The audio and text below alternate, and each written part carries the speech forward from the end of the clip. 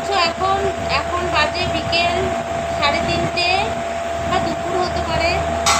তো প্রচুর বৃষ্টি হয়েছিল, এখন বৃষ্টি থেমেছে। খুবই সুন্দর একটা ওয়েদার, সেই ওয়েদারে মোমো খেতে খুব ভালো লাগবে।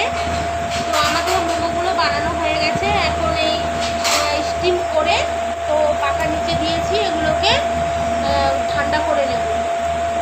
তারপরে বন্ধুরা, আমার ভিডিওগুলো তোমাদের যদি ভালো লাগে তাহলে অবশ্যই লাইক, কমেন্ট আর শেয়ার আর সাবস্ক্রাইব করতে ভুলবে না। তো বন্ধুরা, আমি অনেক কষ্ট করে ভিডিও বানাই।